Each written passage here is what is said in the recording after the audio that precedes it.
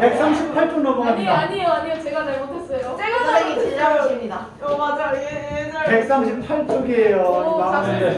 선생님. 드디어 소리 들었나 봐. 저 잘못 들었네. 잘 들었네. 자, 이제부터 맞죠? 2단원으로 넘어가게 되는데, 자, 2단원은 이제 뭐냐면, 자, 1단원에서는 우리가 어떤 화학의 기초를 공부하고 있었던 거고, 화학의 기초이지만 사실은 굉장히 어려운 파트가 1단원이라고 보시면 되고요. 기초가 어려워. 그냥 내용은 기초인데 문제가 어려운 게 1단원이야. 알겠지? 근데 2단원부터는 이제 본격적으로 화학으로 들어가게 되는데, 본격적인 화학으로 들어가면 문제는 또 쉬워. 알겠지? 화학의 기초 파트가 진짜 어렵고, 그래서 화학원은 1단원, 4단원이 진짜 어렵고, 그 다음에 2단원과 3단원은 그래도 좀 스무스하게 넘어가는 그런 파트라 보시면 되는데, 가장 중요한 파트는 2단원과 3단원이 된다. 알겠지? 영재고 영재고를 했나? 그 올림피아드 준비할 때, 올림피아드 준비할 때는 2단원과 3단원이 메인이라고 보시면 돼요. 알겠죠? 그래서 화학의 기초는 우리가 어떤 물질의 양적 계산, 그래서 실제로 어떤 물질의 변화를 다루는 게 화학이기 때문에 그 어떤 물질의 변화가 일어났을 때 얼만큼의 생성물이 생기고 얼만큼의 반응물이 없어지고 뭐 이러한 이제 어떤 물질의 변화를 양적인 관계를 통해서 우리가 공부를 했던 거고요. 자, 이번엔 본격적으로 이제 물질을 구성하고 있는 입자, 그 원자에 대한 내용들을 우리가 좀 더 본격적으로 한번 파헤쳐보자 라는 거예요. 알겠죠? 자, 그래서 2단원은 내용이 원자에 대한 내용이다 라고 생각하면 되겠습니다. 자, 그래서 원자는, 자, 뭐 어렵지 않죠? 자, 원자라고 하면, 자, 옛날에 돌던 아저씨 때는 이게 더 이상 쪼개지지 않는다라고 생각을 했는데, 좀 더 과학이 발전하게 되면서 원자는 더 작은 입자로 구성된다는 걸 찾아냈지. 그래서 원자, 핵과 그 다음에 전자로 구성되어 있다. 요거를 이제 찾아낸 거지. 그치? 자, 그리고 이제 원자 핵도 이게 좀 더 이제 시간이 흐르다 보니까 더 작은 밀입자로 구성된 거를 확인할 수 있었는데, 그게 바로 양성자랑 중성자로 구성되어 있다는 거를 알 수 있었던 거야. 그치? 그리고 현대 물리학으로 넘어와서는 이제 양성자와 중성자도 쿼크라는 이제 더 작은 밀입자로 구성되어 있다는 걸 알고 있는데, 화학원에서 쿼크까지는 다루진 않고, 그 쿼크들의 전하량을 다 더했을 때 이 양성자는 플러스 1에 지금 전하를 띄고 있는 거고, 중성자는 전하를 띄고 있지 않았고, 전자는 마이너스 1에 전하를 띄고 있다는 걸 알 수가 있었던 거지. 그치? 그리고 원자 같은 경우에는 이 입자들이 가지고 있는 전하량을 모두 다 더했을 때 그 값이 0이 나옴으로써 언제나 전기적으로 중성인 입자다라는 내용도 얘기하고 있었던 거야. 그치? 자, 이렇게 좀 정리하고 있었고, 자, 이런 이제 밀입자들이 어떻게 구성되어 있냐면, 원자 핵은 말 그대로 이제 양의 전하를 띄고 있다고 생각하면 되는 건데, 이 원자 핵은 말 그대로 코어에 딱 중심을 잡고 있겠죠. 그래서 원자 핵은 딱 중심에 있을 거고, 이게 양성자 때문에 플러스 전하를 띄고 있다는 걸 알 수 있을 거야. 그리고 나서 이 마이너스 전하를 띄고 있는 전자가 이 주변을 운동하고 있다라고 표현을 해주게 되는 거지. 자, 이게 왜 운동할 수 있냐면, 원자 핵은 플러스 전하를 띄고 있고 전자 마이너스 전하를 띄고 있기 때문에 전기장이 발생하는 어떤 그 위치 내에서는 전자들이 그 인력을 가지고 운동하고 있다라고 생각할 수 있는 거야. 그치? 이제 전자가 이 주변을 쫙 운동하고 있는데, 그 운동하고 있을 때 전자가 발견되는 확률이 90%인 정도를 우리가 원자의 바운더리라고 생각해 주면 되는 거야. 그래서 얘네들이 발견될 수 있는 그 바운더리가 여기에 발견 확률이 90%인 지점을 잘라가지고 우리는 원자의 크기다라고 얘기를 해주게 되는 거죠. 그래서 요 안에서 이제 전자들이 어떻게 운동하는지 모르지만 운동하고 있다는 거지. 그러면 전자는 확률적으로 약간 그러니까 완전히 엄청 무한하게 커지는 게 완전히 불가능한 건 아닌 거예요. 원자 핵이 너무 크다고 했을 때, 약간 전자가 약간 아무데나 막 갔다 했을 때 진짜 멀리 가면은 그럴 수 있는 거예요. 핵과의 인력이 끊어지면 더 이상 없어지겠지. 인력이 이게 아주 얼마나- 조금이라도 남아있을 수도 있잖아요. 그러면 확률이 매우 적을 뿐인 거지. 그래서 거기까지 원자의 바운더리를 잡지 않는 거지. 왜요?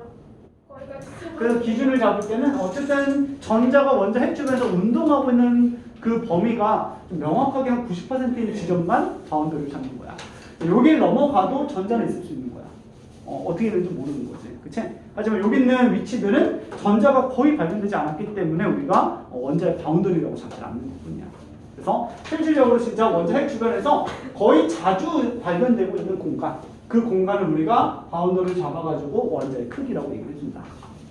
됐죠? 자, 그래서 이 크기가 대략 우리가 10의 마이너스 10cm 정도가 된다고 얘기를 하는 거고요. 그래서 이게 1옹스트롱미터다라고도 얘기를 해요. 1옹스트롱미터 이렇게 써주는 거고. 자, 그리고 원자 핵은 이게 코어에서 굉장히 작은 범위를 차지하고 있는데 이게 한 10만 배 정도 작다라고 얘기했던 거야. 그래서 이게 10의 마이너스 15cm 정도로 매우 작은 바운더리 내에서 핵이 중심을 잡고 있더라. 자, 그러면 이 10만 배가 어마어마하게 큰 차이가 나는 거고, 실제로 여기 있는 이 10만 배라는 숫자를 알고 있는지 모르고 있는지를 그냥 화학 올림피아드에서는 노골적으로 물어봐요. 그래서 수소 원자 핵이 있는데 원자 핵이 이거였다. 그럼 수소 원자의 사이즈는 얼마냐? 이런 식으로 물어봤었거든. 그럼 이제 우리가 이게 10의 5승배를 해가지고 원자의 크기를 결정할 수 있어야 되는 거야. 전자는 얼마나 크나요? 응? 전자는 뭐? 얼마나 크나요? 얼마나 크냐고? 아우, 거기는 완전 작은 거죠. 밀입자야. 그래서 핵의 크기에 비해서 이게 양성자와 중성자에 비해서도 전자는 매우 작은 거고, 양성자를 구성하고 있는 쿼크들 있잖아. 업쿼크, 업쿼크, 다운쿼크 이런 애들 있었잖아. 얘네들이 아주 작은 밀입자이고, 얘네들은 우리가 입자라고 얘기하기도 힘들 정도로 매우 작은 입자들인데, 이 입자의 사이즈랑 거의 비슷해. 사이즈를 특정할 수가 없어요? 측정은 거의 불가능하지. 매우 했어요? 작기 때문에. 응? 했어요? 하긴 했어요. 얼마예요? 잘 모르겠어요. 그래서 매우 작은 사이즈로 그냥 밀입자라는 표현을 더 많이 써줘요. 밀입자. 이런 식으로 얘기하는 거고, 자, 여기는 발견되는 어떤 확률을 얘기하고 있는 거지 전자가 요만큼 다 있다는 게 아니야. 그렇지? 여기서도 있었고, 여기서도 있었고, 여기서도 있었고, 여기서도 있었고, 여기서도 있었고, 근데 그 공간이 전자가 발견될 수 있는 확률이 90%이면은 원자의 바운더리를 잡는다는 거죠. 수소 원자는 전자가 몇 개밖에 없는 거야? 한 개밖에 없는 거지. 그래서 그 한 개가 여기 있을 수도 있고, 여기 있을 수도 있고, 여기 있을 수도 있고, 여기 있을 수도 있는 거야. 여기 있는 공간은 거의 존재하지 않기 때문에 원자의 바운더리를 잡지 않는다는 거지. 그래서 그 원자 한 개가 돌아다닐 수 있는 공간이 있을 건데, 그 공간들이 90%인 지점을 잘라가지고 우리가 원자의 크기라고 정의하는 거죠. 무슨 알겠지? 이런 식으로 이제 우리가 정리할 수가 있겠다. 자, 근데 우리가 또 중요한 건 뭐냐면, 자, 원자 핵이 이렇게 쬐깐하다 하더라도 얘를 무시할 수 없는 게, 이 원자 전체 질량을 결정하는 거는 양성자와 중성자, 즉 핵의 질량이 얘네들 질량을 결정한다 라고 얘기해서, 이 양성자와 중성자를 더해가지고 우리는 질량을 결정한 어떤 상대 숫자다라고 얘기해서 질량수라고도 표현을 해주게 되는 거지. 그치? 자, 그래서 얘네들을 우리가 지금 어떻게 표현해 주는 거야? 자, 다양한 이제 원소들이 있는 건데, 한 118여종 중에서 이게 90번까지는 우리가 자연계에서 찾아낸 거고, 90번이 우라늄인데, 우라늄이 발견된 이후부터는 핵융합 반응이 좀 더 발전되게 되면서 인공적으로 이제 우리가 합성하기 시작을 했던 거야. 그래서 현재는 118여종을 우리가 발견했던 건데, 이것들을 우리가 좀 표현하기 위해서 이제 원소 기호를 쓰기 시작했던 거죠. 그치? 원소 기호를 딱 써주고, 그러면서 얘를 구성하고 있는 이 입자들의 어떤 개수 정보를 이제 쭉 써주게 되는 거죠. 그래서 왼쪽 아래쪽에다 적어주는 거를 우리는 양성자수를 써준다. 그치? 그래서 여기를 양성자수를 써주게 되는 거고, 여기에 이제 우리는 원자 번호다라고 얘기를 했던 거야. 원자 번호. 좀 정리해주고. 그 다음에 자, 요 왼쪽 상단에 적는 거는 핵을 구성하고 있는 입자의 총 개수를 써주는 거죠. 그래서 양성자 개수랑 그다음 중성자 개수 다 더해준 거고, 요게 우리는 한마디로 질량수라고 얘기할 수가 있는 거지. 그래서 질량수에서 요 아래쪽을 빼주게 되면은 중성자 개수가 몇 개 있다는 것도 우리는 판단할 수 있다. 그렇죠? 자, 그다음에 이렇게 우리가 아래쪽에다 써주는 거는 이 원자 자체 개수를 써주는 거죠. 그래서 X 원자가 몇 개가 구성되어 있다라는 거. 그래서 그 원자 수 자체를 우리가 써주고 있는 거고, 자, 이 오른쪽 상단에는 원자에 대해서는 우리가 쓰지 않는 거죠. 왜냐면 전하량이 항상 보존 0으로 같기 때문에. 근데 만약에 전자의 출입 때문에 얘네들이 전하가 깨져버리게 되면 그 전하량이 얼마 정도 된다는 걸 여기다가 써주게 되는 거죠. 그치? 여기다가는 우리가 전하량을 써주게 된다. 자, 그래서 이런 식으로 이제 우리가 원자를 나타낼 수가 있다라는 건데, 자, 지금부터 얘기할 건 뭐냐면, 이건 우리가 아까 화학의 기초, 그러니까 첫 시간 때 내가 잠깐 설명했던 내용이었을 거야. 그치? 그래서 오늘은 여기에 포커스가 있는 게 아니라, 자, 원래는 원자였는데, 자, 이게 더 이상 쪼개지지 않는 가장 작은 입자라고 생각을 했었는데, 이 전자가 발견되고, 중성자가 발견되고, 양성자가 발견되고, 또는 전자, 핵, 양성자, 중성자 이런 것들이 발견되는 그 역사적인 배경을 좀 이해를 한번 해보자는 소리예요. 그리고 우리가 여기에서 관점을 가진 건 뭐냐면, 그 원자의 구조에 좀 관심이 있는 거야. 원자의 구조. 자, 그래서 이 원자의 구조를 이제 우리가 시대별로 이제 쭉 점점 발전되어 왔는데 그 발전되어 온 게 바로 구성하고 있는 입자들을 발견하면서부터 이제부터 원자의 구조가 점점 개선돼서 바뀌고 있었던 거야. 그래서 그 시대적인 흐름을 한번 이해를 한번 해보자는 거지. 그치? 자, 그래서 지금부터 이제 우리가 원자의 구조를 얘기할 건데, 자, 원자의 구조. 자, 원자의 구조 얘기할 건데, 자, 첫 번째로 발견된 게 뭐냐면 바로 전자였어요. 전자가 먼저 발견되는데 그 전자를 이제부터 발견했던 과학자가 바로 톰슨이라는 과학자가 있는 거야. 그래서 이 톰슨이라는 과학자가 이제 전자를 발견했는데 어떤 실험을 통해서 찾아냈냐면은 이게 음극성 실험이라는 걸 통해서 찾아내게 돼요. 그래서 톰슨의 음극성 실험을 통해서 뭘 찾아냈냐면은 전자를 발견하게 됩니다. 전자라는 입자가 또 원자 속에 구성되어 있다라는 걸 찾아내는 거야. 그래서 음극성 실험부터 좀 잠깐 얘기하게 되면 자, 이렇게 어떤 유리관을 하나 준비를 해요. 유리관을 하나 쭉 준비해 놓은 다음에 그리고 나서 여기다가 우리가 백큐 장치 연결해가지고 진공을 쫙 빼주는 거야. 그래서 거기 거의 그 안에 압력이 10의 마이너스 6승기압이 될 정도로 거의 진공까지 공기를 쫙 빼주는 거예요. 거의 진공관을 만들어준 다음에 그리고 나서 이렇게 전극을 연결해 주는 거야. 쭉 연결해가지고 여기서도 이제 전극을 연결하겠죠. 자, 연결한 다음에 배터리를 딱 걸어주는 거죠. 그죠? 그래서 이제 이렇게 금속부에다가 쭉 이제 보선 연결해서 걸어주는 거야. 자, 그래서 여기 뭐 1.5V 막 이럴 때는 여기 떨어져 있기 때문에 어떤 일도 일어나지 않는데 이게 한 1000V가 걸리면 1000V 정도 걸렸을 때 이 마이너스 극에서 플러스 극으로 갑자기 빛이 짠 나가는 걸 확인할 수가 있어요. 갑자기 이게 초록색에 가까운 빛이 번쩍하면서 쭉 진행되는 것을 확인할 수가 있더라. 자, 그래서 처음에는 이게 뭔지 몰랐기 때문에 음극에서 나가는 빛이다라고 얘기해서 얘를 음극선 이렇게 얘기했던 거야. 음극선. 이게 그때는 뭔지 몰랐던 거죠.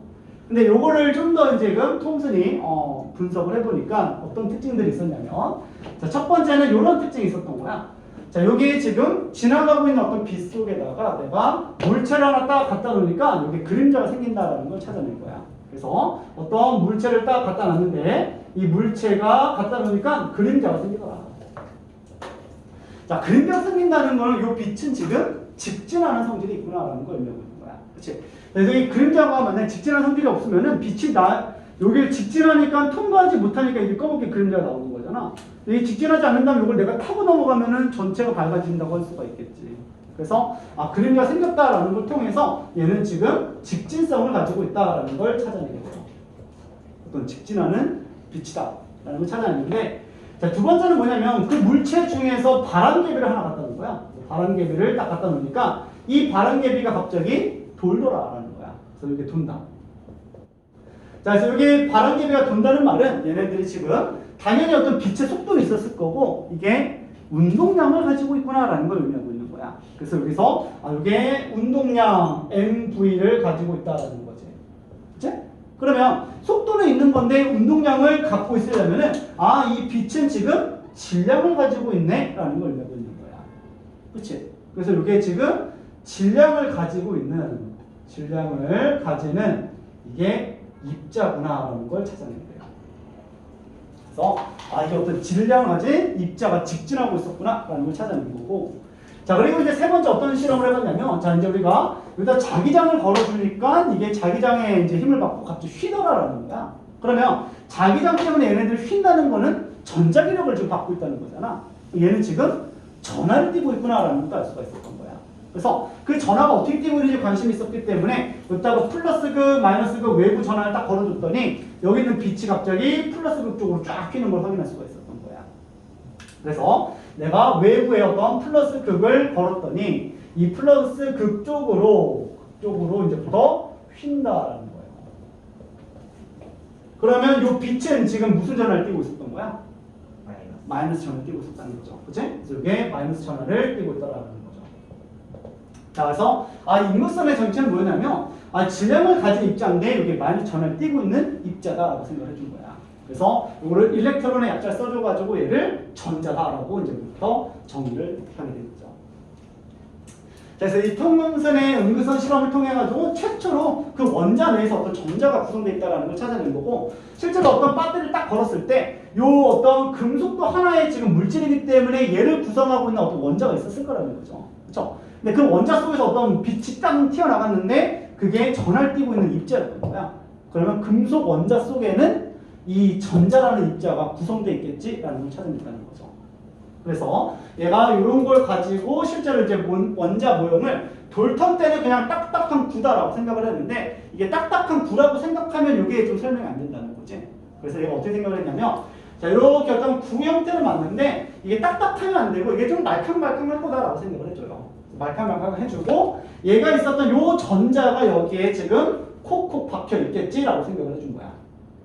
그 다음에 전하는 언제나 보존되어야 되기 때문에 요 바탕이 물컹물컹한 어떤 이러한 플러스 전하 속에 여기 있는 전자들이 콕콕 박혀있는 형태다라고 생각을 해주게 되는 거예요. 그리고 얘가 생각하기로는 이때 외부 전하를 마이너스 플러스를 굉장히 강하게 한 1000V 걸어주니까, 그죠? 1000V 걸어주니까 여기 있는 전자들이 그 힘을 이기지 못하고 이렇게 튀어나갔겠지라고 생각을 했던 거야. 그걸 우리가 음극선으로 확인할 수가 있었다라는 거죠. 그죠? 그래서 이렇게 지금 얘기하다 보니까 이게 영국 사람이거든요, 톰슨이. 맨체스터 대학교 이제 교수님인데, 얘가 생각했을 때 영국인들이 먹는 어떤 푸딩 중에, 그 말캉말캉 푸딩 중에 건포도가 박혀있는 어떤 푸딩이 있대요. 그래서 그 건포도가 박혀있는 푸딩 모양이랑 좀 유사하다라고 생각을 해가지고 얘를 푸딩 모형 이렇게 이제 정의를 하게 된 거예요. 그래서 어떤 말캉말캉한 어떤 플러스 대전된 어떤 바탕 속에, 구 바탕 속에 내가 발견한 전자들이 건포도처럼 콕콕 박혀있다라고 생각을 해주는 거죠. 그래서 여기서는 전자가 어떤 원운동이나 어떤 운동을 한다라고는 전혀 발견할 수 없는 거야. 전자 운동은 없었던 거고 그냥 이렇게 박혀있는 형태로 고정되어 있다라고만 생각하고 있었던 거죠. 그렇죠? 그렇게 우리가 푸딩 모형을 정의할 수가 있더라.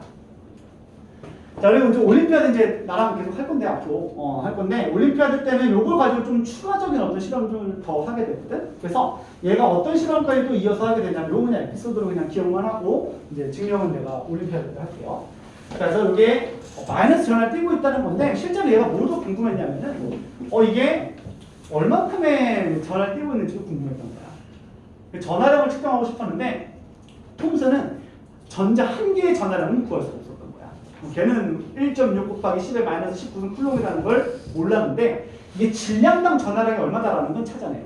그래서 그 질량당 전하량을 우리는 비전하라고 얘기를 합니다. 비전하. 그래서 얘는 쿨롱 퍼 킬로그램 이렇게 얘기하는 거야. 그래서 어떤 질량당 전하량은 얼마 정도 걸린다라는 걸 찾아내게 돼요. 그래서 비전하 측정 실험까지는 이게 음극선 실험으로 가능했다라는 거고, 요거에 대한 어떤 유도 과정은 올림피아드 때 한번 좀 정리를 할게요. 그렇죠? 화학 원에선 좀 어렵기 때문에 이 정도만 정리를 해주고, 자, 그래서 요거 다음에 나왔던 과학자가 이제 러더퍼드 전에 이제 밀리컨이라는 과학자가 있거든요. 밀리컨이라는 과학자가 기름방울 실험을 통해 가지고 실제로 여기에 전자 하나당 전하량이 얼마다라는 것도 찾아내게 돼요. 그래서 그런 것도 있는데 일단 우리는 원자의 구조에 좀 포커스 맞춰서 쭉 수업을 해보자.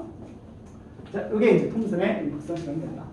자, 그래서 그 음극선 실험이 138쪽에 나와 있는데 그 실험 모형 그림 있잖아. 이런 것들이 실제로 문제에서 아주 잘 나오거든. 그러니까 반드시 좀 기억을 하고 있어야겠다. 오케이. 자, 이렇게 본 다음에 이어서 발견된 입자가 바로 원자 핵이에요. 자, 그래서 이 톰슨은 아까도 얘기했지만 굉장히 이게 영국의 어떤 맨체스터 대학교의 저명한 교수였기 때문에 그 밑에 어떤 새끼 교수들도 되게 많았었거든. 그 중에 한 명이 누구냐면 러더퍼드예요. 그래서 이 톰슨의 제자가 러더퍼드였고, 러더퍼드가 톰슨한테서 여러 가지 이제 연구를 한 다음에 그리고 나서 얘가 캐나다로 좀 넘어가요. 캐나다에 있는 맥길 대학교 가가지고 그때 만난 사람이 퀴리 부인이야. 퀴리 부인을 만나가지고 퀴리 부인이 어떤 폴루늄에서 갑자기 어떤 입자가 튀어나오는 걸 확인했는데 스스로 어떤 방사하는 빛이 있었는데 그 방사선을 조사해 보니까 이게 헬륨 양이온이다라는 걸 알게 되는 거야. 그리고 그 입자를 퀴리 부인이 알파 입자라고 정의를 하게 돼요. 자, 그래서 두 번째로 이제 과학자가 누구냐면 톰슨의 제자 러더퍼드가 얘한테 배우다가 지금 박사 후 과정을 캐나다로 넘어갔을 때 알파 입자라는 걸 지금 또 공부하게 되는 거야. 그래서 이 러더퍼드가 이제 두 번째 과학자인 건데 이 러더퍼드는 이제부터 어떤 실험을 했냐면 얘가 알파 입자 산란 실험이라는 거예요. 산란 실험. 자, 알파 입자 산란 실험을 통해 가지고 발견된 입자가 자, 이거 좀 중요한데 가끔 학생들 나쁘려고 양성자가 발견되었다라고 얘기하는데 양성자가 아니에요. 그죠? 양성자가 아니라 얘는 원자 핵을 발견했다라는 거를 좀 기억합시다. 원자 핵. 양성자는 그 추후에 발견된 거야. 원자 핵이 발견되었다. 자, 그래서 이 퀴리 부인이 얘기했던 그 알파 입자가 폴로늄이라는 어떤 원자로부터 이제 튀어나오는 걸 확인했는데 그 알파 입자가 바로 2,4 헬륨 양이온이었다라는 걸 찾아내게 되는 거야. 이렇게 찾아내요. 그리고 이 입자를 가지고 연구를 하는 도중에 나의 교수님, 나의 스승이 영국에서 이런 논문을 발표한 걸 확인하게 되는 거야. 그리고 이 논문을 좀 더 증명해주기 위해서, 좀 더 보강해주기 위해서 다시 영국으로 넘어가요. 맨체스터 대학교 넘어가서 톰슨 밑에서 다시 추가적인 실험을 했는데 톰슨의 업적을 좀 더 증명해주고 싶었는데 자기가 노벨상을 타버리게 되는 거죠. 그게 바로 알파 입자 산란 실험인 거야. 그래서 어떤 실험을 했냐면 얘는 이런 실험을 한 거야. 이런 알파 입자 가속기를 지금 연구를 해서 가져왔고요. 그래서 알파 입자 가속기를 통해서 알파 입자를 빵 때려주는 거야. 엄청난 가속력을 가지고 운동량을 가지고 때려주는 거죠. 그래서 알파 입자가 이제부터 여기서 빵 직진해서 나오기 시작을 하는 거야. 그래서 이 알갱이가 쭉 튀어나가고 있을 때 어딜 통과하게 만들었냐면 이게 금박지를 아주 얇게 펴요. 그래서 우리가 알루미늄 호일처럼 매우 금박지를 막 피게 되면은 거의 원자 단층까지 가깝게 필 수 있다라고 생각을 한 거야. 그래서 거의 막 흐물흐물한 어떤 금박지를 하나 만들어낸 거지. 그치? 그래서 여기에다가 금박지를 하나 딱 이제 우리가 갖다 놓은 거야. 이 원자 단층은 아니겠지만 그래도 원자가 아주 얇게 쌓여있는 어떤 원자층이다라고 생각할 수가 있다는 거죠. 그치? 이 원자층에다 얘를 빵 쏴주게 되면 톰슨의 말에 따르면 이게 말캉말캉한 어떤 플러스로 대전된 요 양전나 바탕 속에 여기는 전자들이 콕콕 박혀 있겠지라고 생각을 했던 거야. 그렇죠? 그렇게 되면 자, 여기에 엄청난 가속력으로 때리고 있었기 때문에 얘 흐물흐물한 이 말랑말랑한 어떤 푸딩 형태를 다 뚫고 지나가겠지라고 생각을 했던 거야. 그래서 빵빵 뚫고 지나가가지고 거의 그냥 직진하면서 이렇게 나가갈 거다라고 생각을 했던 거죠. 그죠? 실제로 직진하는 거를 요거를 요 징크 설파이트라고 하는 요 황화 아연판의 형광판이거든. 요 형광판에서 빛이 모이는 거를 확인까지 해준 거야. 띵띵 이제 빛이 비치는 거를 진짜 확인할 수가 있었거든. 아, 진짜 말캉말캉한 푸딩이 맞다라는 거죠. 그렇죠? 그리고 얘가 생각할 때로는 산란 실험이라고 했던 이유는 뭐냐면, 자, 여기에 마이너스 전할 때는 이 전자가 있기 때문에 살짝 산란하겠지라고 생각한 거예요. 그죠? 살짝 이렇게 지금 얘가 비껴나가겠지라고 생각을 했지만 어쨌든 간에 여기 있는 알파 입자가 맺힐 수 있는 상의 바운더리는 정해져 있을 거다라고 생각을 했던 거야. 그래서 여기 안에서 모든 알파 입자가 빛으로 맺힐 거다라는 거죠. 실제 이게 확인이 돼요. 그래서 여기 맞네. 그래서 역시 우리 교수가 짱이야 이러고 있었던 거지. 자, 근데 이 러더포드가 굉장히 악질이거든. 그래서 자기 실험 안 해요. 자기 실험 하나도 안 하고 다 제자들 시켜요. 내일까지 결과 뽑아와. 그러면서 지금 퇴근해. 퇴근하고 이제 학생은 계속 그 안에서 이동 알파 입자가 계속 쏘고 있는 거야. 그래서 빛 보이는 거 확인하는 거지. 잘 되고 있었는데 한 5,000번 정도 쐈을 때 갑자기 이게 크게 살아나는 걸 하나 확인해요. 이상하다. 교수님 이상합니다. 요거 다 직진하는 거 확인했는데요. 5,000번쯤 됐을 때 이게 살아나는 거 확인됐어요. 이러는 거야. 이게 잘못했어요. 그래서 미친놈이 이게 야씨 우리 교수가 틀렸다는 거야? 너 이거 건드렸지 이 새끼야? 알면서 지금 다시 해! 이러는 거야. 네, 크다. 그래서 다시 하는 거야. 그래서 다시 밤새래. 그래서 아씨 하면서 계속 했는데 그래서 이제 직진되는 거야. 그 내가 잘못했나? 이러고 있었는데 또한 5,000번 정도 쐈을 때 이게 또 이렇게 확 켜요. 빛이. 교수님 또 혔어요 이러는 거지. 또 건드렸지. 엄청 새끼 비켜 내가 할게 이씨 똥소나 이러면서 이제 내가 하는 거죠. 막 직진하는 거죠. 그래서 맞잖아 내가 하니까 직진하네 새끼야 이러고 있는데 갑자기 뒤로 튕겨나가는 거야. 그러니까 이제 러더포드가 내가 했는데 이 정도면 문제가 있다. 인정을 해요. 그래서 여기 안에는 뭔가 있을 것 같다. 자, 그러면 이사 헬륨 양이온, 자 양전을 띄고 있는 이 입자를 강하게 때려줬는데 얘가 튕겨져 나온다는 거는 어떤 밀도가 큰 입자가 하나 있겠지라고 생각했던 거야. 근데 대부분은 통과했고 이게 가끔 튕겨 나가는 걸로 봐서 그 밀도가 큰 입자가 별로 없겠지라고 생각했던 거죠. 그렇죠? 그래서 얘가 이제 생각했던 바는 뭐냐면 그래서 실제는 뭐냐면 우리 교수가 발견했던 전자는 당연히 있는 거고 이 양전화 바탕이 아니다라고 생각을 해요. 양전화 바탕이 아니라 양전화가 질량이 골고루 분포된 게 아니라 한쪽에 밀집돼서 입자화되어 있겠지라고 생각을 했던 거야. 그래서 이 양전화가 그냥 이렇게 하나의 어떤 입자 형태로 지금 밀집되어 있고, 그죠? 이렇게 밀집되어 있고 큰 어떤 밀도를 가지고 있고 이게 부피는 작아가지고 알파 입자가 부딪힐 수 있는 확률은 좀 적다라고 생각을 해준 거야. 그 다음에 이 주변을 톰슨이 발견했던 이 전자들이 지금 원운동하고 있다라고 생각을 해줘요. 그래서 이게 어떻게 운동하는지 몰랐는데 그 당시에 맨날 하던 게 지동선, 천동선 이런 거였기 때문에 그냥 뭐 태양을 중심으로 뭐가 맨날 돈다 이랬거든요. 그래서 이게 원운동하고 있었겠지라고 생각을 해주게 되는 거야. 자, 그래서 이 내용을 보니까 이게 마치 태양을 중심으로 행성이 돌고 있는 형태로 보인다라고 생각해서 원자 모형을 행성 모형으로 이제부터 바꾸기 시작을 하는 거야. 행성 모형으로 이제부터 정의하더라. 그럼 이런 알파 입자 산란 실험에 어떤 일이 일어난 거냐면 대부분은 여기가 지금 빈 공간이라고 생각을 해줘요. 그래서 이게 원자 핵과 이 전자 사이에는 다 빈 공간이기 때문에 내가 알파 입자를 쏴주게 되면 그냥 빈 공간을 통과해가지고 다 이렇게 형광판에 맺히고 있다라고 생각했던 거죠. 근데 가다가 갑자기 이렇게 핵이랑 땡 부딪히게 되면 얘가 크게 산란할 수 있을 거다라고 생각을 했던 거고 자기가 실험했던 것처럼 이게 정면으로 나가고 있으면 그대로 뒤로 돌아갈 수도 있을 거라고 생각을 해주게 된 거야. 그래서 알파 입자의 어떤 산란의 어떤 현상을 이런 식으로 이제부터 해석을 하고 있었던 거죠. 예전에 로봇할 것 같은데.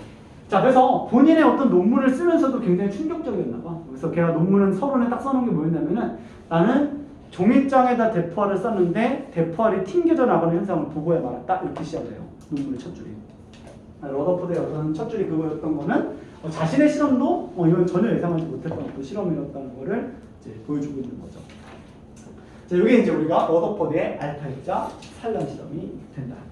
자, 그래서 그 실험이 어디냐면 139쪽에 맨 아래쪽에 있거든요, 얘들아. 그래서 그 양극선의 발견은 좀 뒤의 일이고요. 여기는 원자 핵 발견이 이렇게 알파 입자를 때려가지고 여기서부터 쭉 산란되는 걸 보고 있는 거.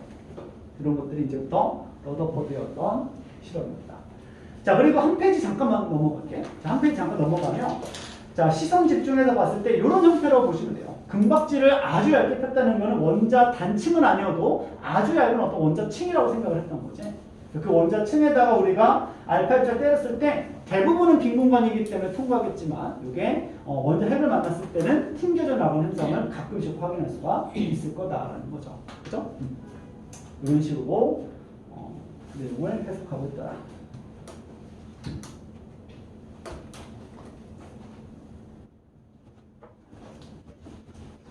자, 그래서 잠깐 얘기하면 돌턴 시대 때는 딱딱한 구였다. 그리고 나서 톰슨 때 넘어오면서 말캉말캉한 어떤 푸딩 형태였고 여기서 전자 요동은 없었다. 그리고 러더포드를 넘어가면서 행성 모형으로 바뀌게 되는데 얘는 지금부터 전자가 원운동하고 있다는 특징이 있는 거야. 원운동. 그래서 여기서 원운동하고 있고 이쪽으로도 원운동하고 뭐 이쪽으로 원운동하고 어쨌든 핵 주변을 원운동하고 있다라고 생각을 해줬다는 거죠. 그렇지? 원운동이 러더포드부터 시작했다는 것도 가끔 물어본 적이 있으니까 정리해 주시고. 자, 그리고 화학원의 어떤 범위는 여기까지예요. 왜냐면 실제로 화학원에서의 관심은 뭐냐면 저 양성자 발견, 중성자 발견에 크게 메리트를 못 느끼는 이유가 원자의 어떤 구조의 어떤 변천사를 좀 보고 있는 거거든. 근데 양성자와 중성자는 핵을 구성하고 있는 입자였기 때문에 전체 어떤 원자 모형을 바꿔주진 않았거든. 그래가지고 거기에 대한 내용은 다루지 않고 있는데 하이탈성 가끔 소개는 하고 있으니까 뭐 몇 가지만 좀 얘기를 해볼게요. 자, 같은 시기에 이제 누가 있냐면은 이거는 그냥 원자 모형과는 관련 없으니까 이렇게 쓸게요. 자, 얘는 이제 양성자 발견이 있어요. 양성자 발견. 자, 양성자 발견을 우리가 이제 골트슈타인이라는 과학자가 발견하게 되는데, 자, 실제로 이제 양성자라는 걸 정의해줬던 과학자도 사실은 러더퍼드인데, 이 양성자의 흐름을 처음에 관찰했던 사람이 골트슈타인이야. 그래서 그 골트슈타인의 어떤 그 아이디어 이런 것들이 너무 신선했기 때문에 그냥 러더퍼드가 골트슈타인의 업적으로 다 돌려보더라고요. 그래서 양성자의 발견 자체는 러더퍼드가 한 게 맞는데 이걸 발견하기까지의 어떤 실험 장치나 모든 어떤 프로토콜은 다 골트슈타인이 잡아준 거야. 그래가지고 걔 업적으로 다 돌려줬다 생각하면 되는데, 자 얘는 이제 골트슈타인이 어떤 식으로 이제 실험을 했냐면 얘가 그 톰슨의 그 음극선 실험을 통해서 발견하게 돼요. 자 그래서 얘가 이렇게 해주는 거야. 이렇게 어떤 유리구를 하나 딱 준비해 놓은 다음에 유리구 준비해 놓고, 자 톰슨은 여기를 다 진공으로 빼버렸잖아. 그래서 기체를 쭉 뺀 다음에 음극에서 나가는 음극선을 확인했던 건데, 자, 이번엔 어떻게 해줬냐면, 자, 이제 음극선이 나가는 걸 확인했으니까, 자, 여기다가 지금 플러스 극 쪽이고, 그 다음에 여기가 이제 마이너스 극, 이렇게 이제 걸어준 거죠. 쭉 걸어준 다음에, 자, 요 음극에다가 전극을 걸어줄 때, 그 도체를 걸어줄 때, 이렇게 구멍을 뚫어놔요. 구멍을 뚫어놓은 다음에, 그리고 나서 이제 지금부터 여기서 1000V 이상 빵 걸어주니까 음극선이 튀어나가겠죠. 뿅 튀어나가게 돼요. 다시 한번 확인해 보죠. 그래서 얘가 이제 어떻게 실험 바꾸게 되냐면, 자, 요 내부에다가 수소 기체를 채워놔요.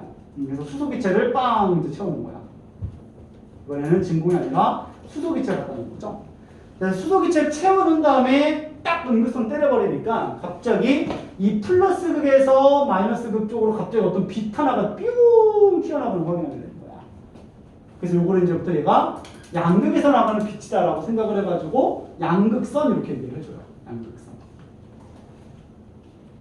골트슈타인의 어떤 양극선의 발견이 여기서부터 시작이 된 거야. 여기에 처음에 이제 뭔지 몰랐거든. 뭔지 몰랐는데 러더퍼드가 생각하기로, 자 여기는 수소기체가 음극선을 빵 맞았다는 거야. 그치? 그래서 원래는 이제 나중에 배우겠지만 수소가 이렇게 단일 결합이라고 하는 어떤 공유 결합 형태로 되어 있는데, 여기서 에너지를 음극선을 땅 때려 박아가지고 여기는 결합이 끊어진다고 생각하는 거야. 결합이 끊어지고, 그래서 두 개의 수소 원자로 분리가 되고, 근데 음극선은 계속적으로 쫙쫙 나가고 있기 때문에 여기에 지금 음극선이 에너지 형태로 지금부터 박아버렸다라는 거야. 그러면 여기서부터 이 수소가 가지고 있는 전자가 튕겨 나가겠지라고 생각을 했던 거예요. 그래서 여기 있는 전자가 튀어나가더라. 자, 왜냐면 여기는 음극선 자체가 뭐냐면 전자거든요. 그치? 그래서 마이너스 전하를 빵 때리고 있으니까 같은 전하를 띄고 있었던 전자가 튕겨 나간다는 소리야. 무슨 말인지 알겠지? 그래서 전자가 빵 튕겨 나가게 되면 얘가 수소 양이온으로 바뀌겠지라고 생각했던 거야. 그러면 이 수소 양이온 같은 경우는 양의 전하를 띄고 있기 때문에 양극에서 음극 쪽으로 이제 힘을 받고 쭉 이동한다는 거죠. 그래서 이런 식으로 해가지고 어떤 수소 양이온이라는 걸 이제 찾아내게 되는 거야. 그럼 빛은 왜 나나요? 빛은 왜 나나요? 이게 에너지를 먹으면은 실제로 얘네들이 굉장히 확 들떴다가 다시 안정화되는 과정에서 전자기 파가 발생해요. 그래서 빛 형태로 보이게 되는 거야. 전자기 형태. 그래서 요 흐름이 이제부터 어떤 빛의 형태로 보인다는 거죠. 쭉 이제 나타나기 시작했어요.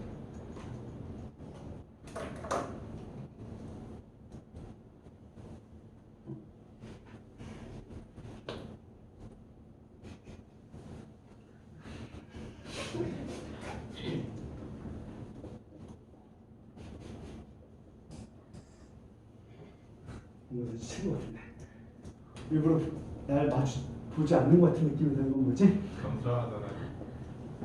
그죠? 자, 근데 요 발견이 러더퍼드가 발견해놨지만 실제로 요거를 뭐 그냥 원자 구조랑 관련이 없기 때문에 그냥 알았다라고 보시면 되고요. 그다음에 또 하나 이제 중성자의 발견이 있는데요. 자, 중성자 발견은 체득이라는 과학자가 이제 발견하게 돼요. 그래서 원래 러더퍼드가 이 중성자가 있다라는 것까지 생각을 하게 되는데, 이 중성자 발견은 이제부터 베릴륨의 박판 실험을 통해서 또 찾아내게 돼요. 이 정도 좀 기억을 해주시고, 자, 얘는 어떻게 생각을 했냐면 이렇게 생각을 했어요. 자, 수소랑 헬륨을 좀 비교를 해봤던 거야. 수소랑 헬륨 딱 비교해봤을 때, 자, 얘가 지금 양성자가 지금 하나 있고 얘가 두 개가 있기 때문에 이제 얘는 전하를 봤을 때 플러스 1, 그 다음에 얘는 플러스 2를 띄고 있었던 거야.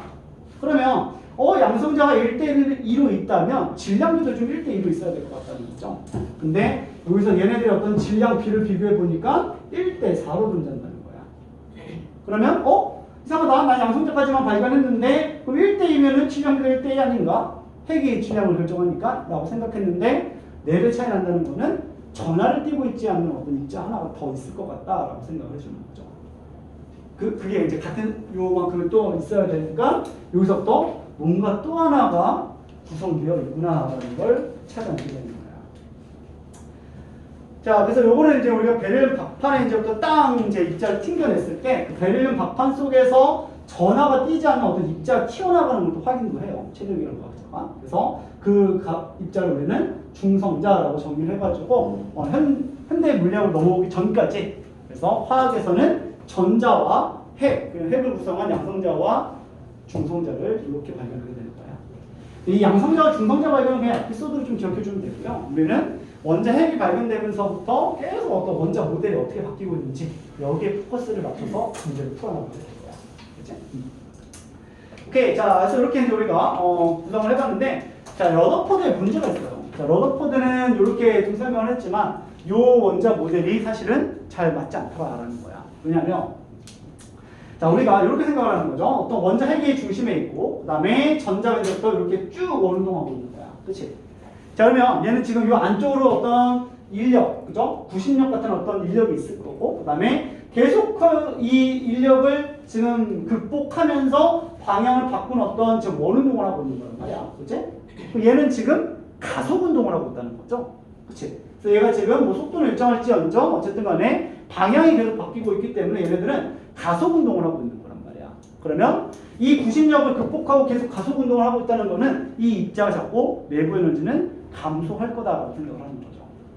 그래서 여기서부터 얘네들의 어떤 내부 에너지가 감소하게 되고 그 감소하는 과정, 즉 에너지가 감소한다는 게 안정화된다는 거거든. 그래서 안정화되는 과정에서 빛이 계속 발생한다고요. 그렇죠? 그러면 이 에너지가 감소하는 과정에서 전자기파가 발생한다는 거야. 전자기파가 발생해야 된다. 에너지가 이제 감소하면 왜 전자기파 나와요? 빛 에너지가 방출된다고 생각하면 되는 거지. 그러니까 내가 가지고 있었던 내부 에너지가 이만큼 있는데 여기서 안정화가 되면은 남는 에너지가 빛으로 방출되는 거야. 근데 왜 빛을 나와요? 물질의 현상을 어떻게 왜라고 하면 그냥 빛을 나와요? 조물주가 그렇게 만들었는데. 네, 그죠? 발열 반응, 흡열 반응. 왜 전기 에너지를 먹었는데 열 에너지를 방출돼요? 그런 의미로 지금 얘기하는 거야. 아이 싫어요. 내가 얘한테 열 에너지 전기 에너지 가하면은 여기서 먹고 들떴으니까 안정화되면서 열 에너지가 방출되거든. 발열 반응이 이런 거잖아. 그치? 그래서 내가 반응 전에서 반응 후로 가면서 에너지가 낮아지니까 남는 에너지가 열 에너지 방출되는 거야. 그게 발열 반응이거든. 기체는 운동 에너지가 크고요. 액체는 운동이 낮아요. 그래서 안정화가 되면서 기체가 가지고 있었던 잉여 에너지가 열 에너지로 방출되니까 액화열이 방출되는 거야. 근데 그걸 왜요? 이러면은 나는 기체에서 액체가 될 때 전기 에너지가 방출됐으면 좋겠어. 그래서 기체가 응축할 때마다 지직 전기 풍하고 막 그래가지고 피카츄를 보고 싶어요. 쭉 들떠다가 안정해지면서 지직 전기 에너지 나가고 있으면 내가 그냥 다 감전시켜 버릴 텐데 왜 안 그래요? 이러면 뭐 할 말이 없죠. 네. 자, 이렇게 전자기파가 발생하는 거예요. 근데 문제는 뭐냐면 이 전자기파가 어쨌든 빛 에너지이기 때문에 빛 에너지가 지금부터 연속적으로 쫙 이제 방출되겠지라고 생각을 했던 거야. 근데 모든 물질은 이게 다 선 스펙트럼 형태로 바꾼다라는 거죠. 그렇죠? 그래서 이 전자기파 형태가 방출될 때 이 러더포드 이론이라면은 이게 끊임없이 이제 원운동하면서 서서히 이렇게 감소해서 이게 에너지가 점점 감소하고 있다면은 방출되는 어떤 에너지 파장이 연속적으로 방출돼야지만 정상이다라는 거죠. 그렇죠? 근데 실제로 우리가 불꽃색이 같은 리튬이나 스틴 가지고 선 스펙트럼 때려버리게 되면은 이게 다 어떤 불연속적인 에너지 준위의 띠가 나오는 걸 확인할 수가 있다는 거지. 그러면 그 물질들이 가지고 있는, 즉 물질들이 안정화되면서 방출되고 있는 그 빛 형태가 이게 불연속적이다라는 거를 이 행성 모형으로는 설명할 수가 없었던 거야. 그냥 여기서 방출한다. 쭉 방출하는 거 어쩌라고. 불연속적인 거 어떻게 설명할 건데 못해라는 거죠.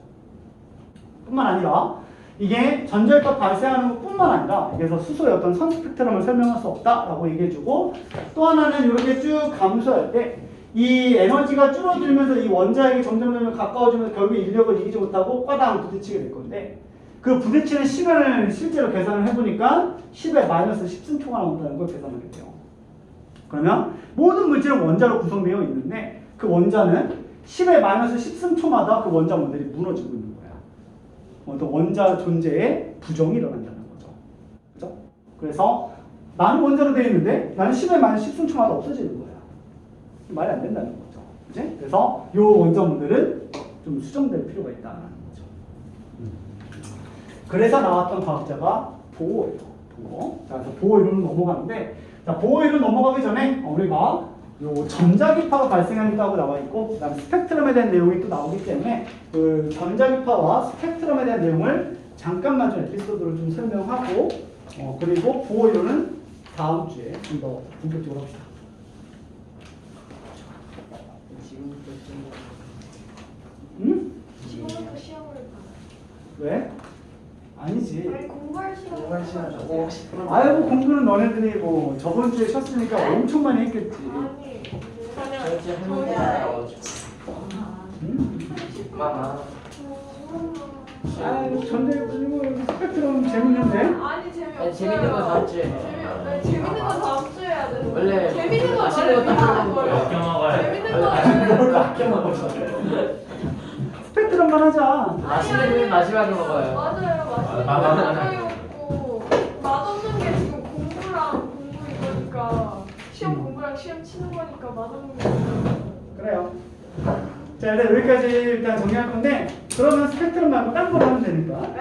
네? 네? 아니 공부 자 안 그래서 되는데? 138쪽에 내가 전자 발견 얘기했고 139쪽에 이제 양극선의 발견 이런 것들도 좀 설명을 해줬던 거고요. 그 다음에 원자 핵 발견까지 좀 얘기했고 139쪽 맨 위쪽에는 뭐 톰슨의 비전화 실험도 해봤다 뭐 이런 것들이 나와 있으니까 뭐 좀 보시면 이해가 될 거고요. 140쪽에는 지금 알파이자 산란 실험을 통해 가지고 원자 핵의 발견이 어떤 원리가 있었는지 이런 내용들 얘기하고 있었고 그 다음에 중성자 발견은 이제부터 우리가 수소 양이온을 양성자라고 얘기하게 되는데 그 수소 양이온과 헬륨의 원자 핵 사이에는 지금 전하량은 2배인데 질량은 4배 차이 난다는 거 확인해가지고 중성자가 있다는 것을 최대기라는 과학자가 베를륨 박판 실험을 통해서 알게 된다. 그리고 내가 먼저 얘기했었죠. 원자로 그래서 구성하고 있는 입자들이 이렇게 되어 있고 그 다음에 전하량과 어떤 질량 관계 이런 내용들을 쭉 얘기하고 있었고요.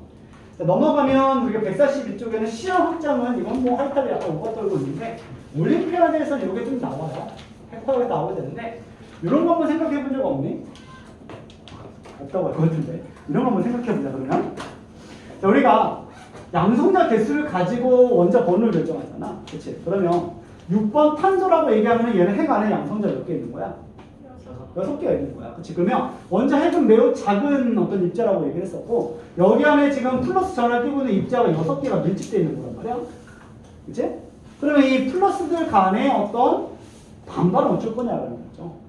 그쵸? 얘네들 반발 때문에 쪼개지지 않을까라고 생각했는데 실제로 얘네들이 쪼개지지 않고 안정하게 유지될 수 있었던 이유는 뭐냐면 얘는 지금 양성자와 중성자가 같이 있었다는 거야. 그래서 중성자가 이렇게 하나, 둘, 셋, 넷, 다섯, 6개가 있었고 이 중성자가 양성자들 사이사이에서 야 싸우지 마 이러면서 이렇게 다리 역할을 해주게 되는 거야.